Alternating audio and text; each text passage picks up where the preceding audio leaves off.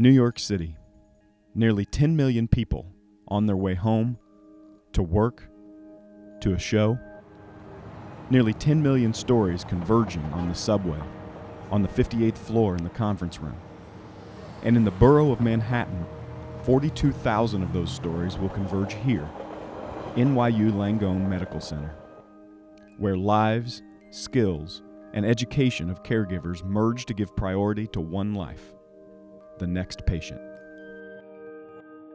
So I came to NYU about 4 years ago, and we were having difficulties with our infection rates, particularly C. diff, and that was starting to go up, not go down, and we were seeing the implications of that in terms of outcomes with our patients. We had a rate in 2008, I think it was, of 3.6 per 1,000 patient days, which is pretty high.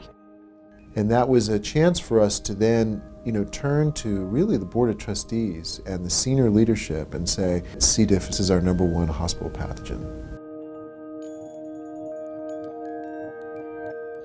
We joined a collaborative and managed over time to bring it down to about 1.6.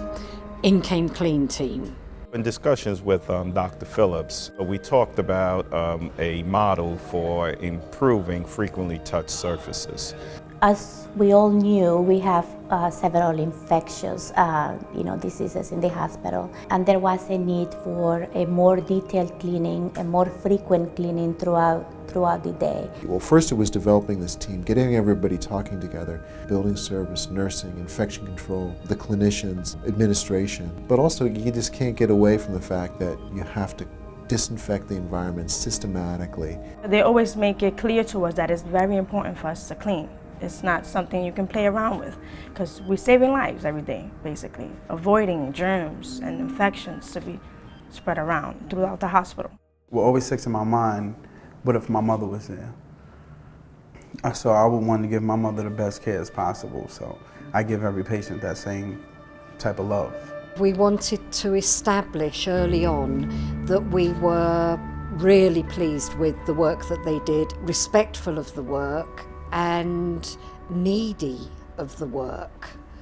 And we did that with a combination of, we had breakfast, it was casual, but we also had a PowerPoint, we had graphs, we had pictures, visual aids to do the education part. It wasn't a full-blown do the entire house, but we wanted to see if it actually made a difference. So Dr. Phillips had set up a study, had done it with a controlled group, and we looked at the pre and post pilot, and we actually began to see some significant variation related to, we think, the frequent cleaning. Our normal practice for validating the cleaning is sight as well as scent, but with this program we swab surfaces prior to its cleaning and post-cleaning. That gave us an independent reading in regards to the amount of organic matter that was existing on the surface prior to cleaning and after cleaning. We knew we are really on the war front to fight the spread of infection. So if I use the word attack, we are attacking bacteria and other germs just to make our patient healthy. What they're doing for the patients and ensuring their safety is just as important as what the nursing department does, and we consider them part of our family. Building services and infection prevention go together.